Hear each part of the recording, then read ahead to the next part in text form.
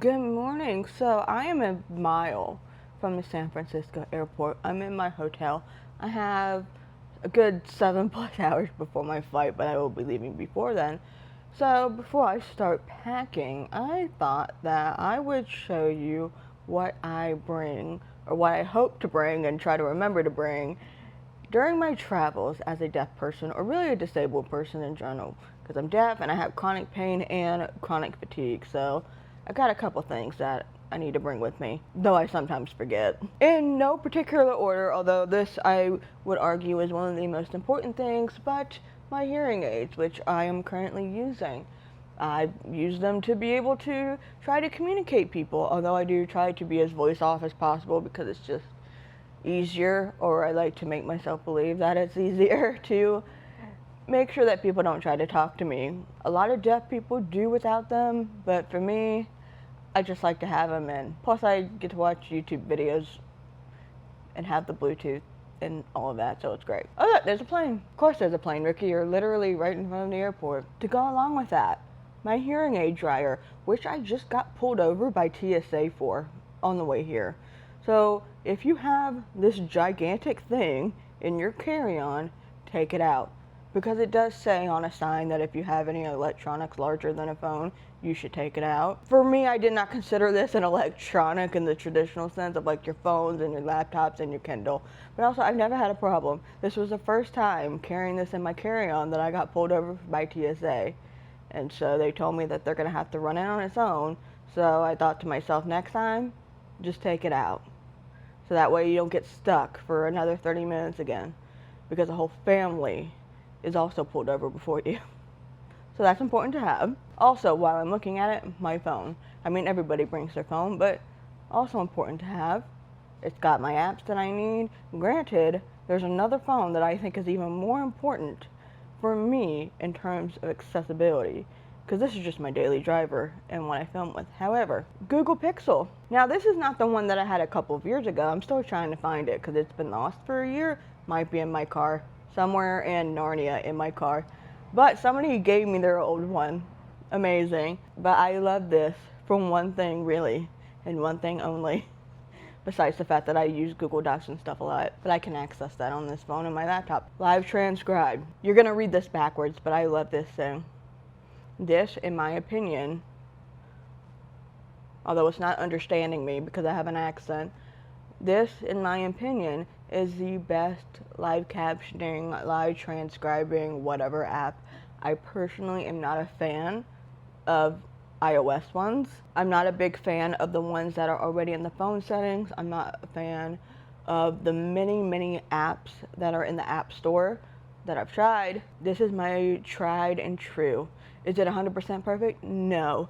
But I like the formatting. I like that it makes, or it doesn't make, but it tells me what kind of noises are being around, although those are, I don't want to say often, but they are the most inaccurate. For example, when I'm yawning, it says it's windy, but you know what, that's not what I use it for. I use it for the words. Love this, so happy to have it back. Also cannot wait until I find my old one that Google themselves actually gave me. Masks. I don't like these ones in particular, but they're what I have.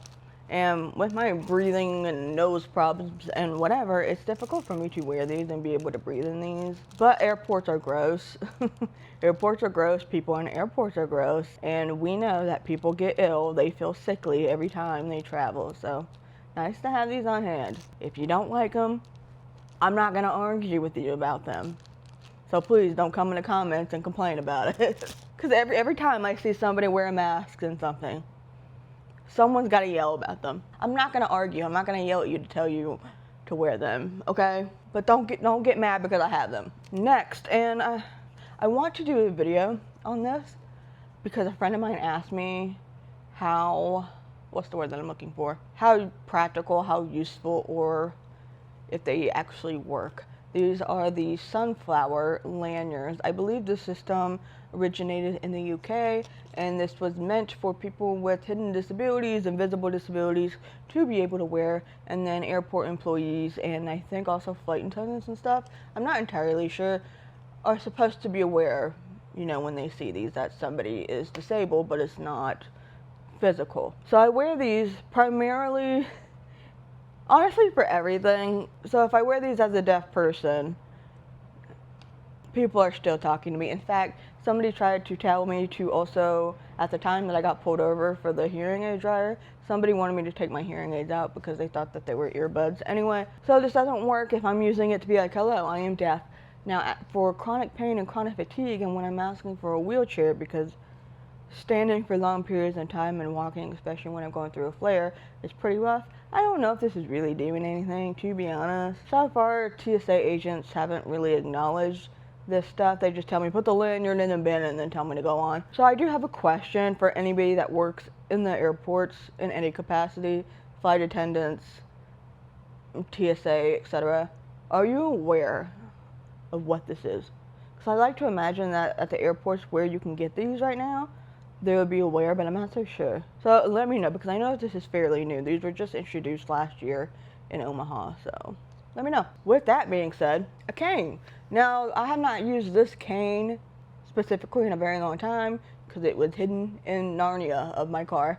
So I was using, regular ones, but this one is good. I'm happy to have this back in my collection or my rotation because, as you can see, this is a seat. This is the first cane I ever got because I think both Stevie Bobby and Annie and Lainey had this, and I thought this was so cool because it sucks to stand up for so long. This is not comfortable long term, so I do not recommend sitting on this for an hour at the airport or anything, but if you are in a TSA line and it's long and you're having a flare and you weren't able to get a wheelchair or it's too late because you're in the middle of the line, this works in a pinch, and of course you can use it as a regular cane as well.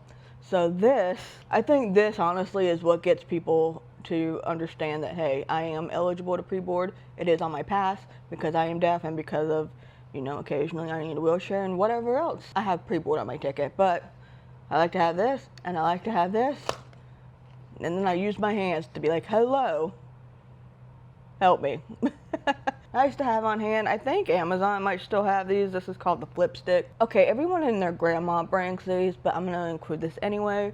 A power bank. So because I have my phone and I have my Google Pixel. Although, oh yeah, I also bring my watch. I try to bring my watch. I've been forgetting this a lot. Why did I buy you? I always forget you. Anyway, using Live Transcribe on a Pixel and using my phone a lot. If something happens, I need power. If I need to communicate with someone, and I need to make sure I understand them 100%. I need power. So just in case, here's a phone bank or a power bank or whatever.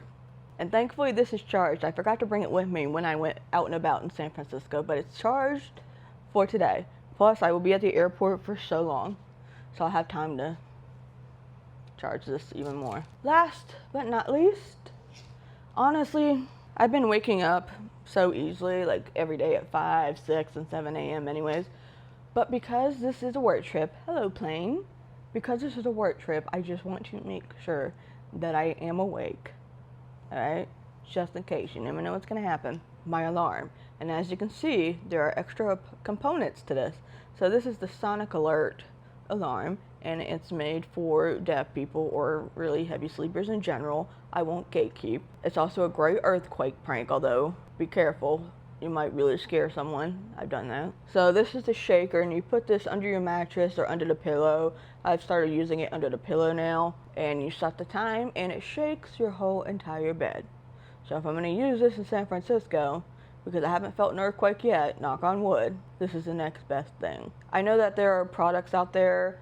I know that people use their watches and stuff to help them wake up, but I've accidentally been late for dinner with Apple because I did not get woken up by the alarm on my watch. I don't blame Apple, it just doesn't work for me.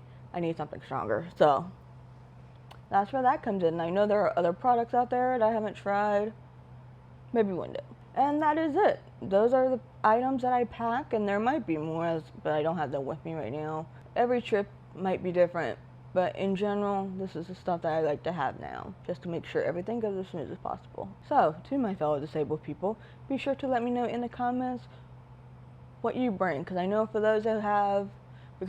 that those who have even more disabilities than me and different disabilities than me will be bringing other types of things, which also I try to bring like my pain meds and stuff, like my headache powders and stuff, but those I definitely forget the most, but I can buy those anywhere. Thank you for watching, and I will see you later. Bye.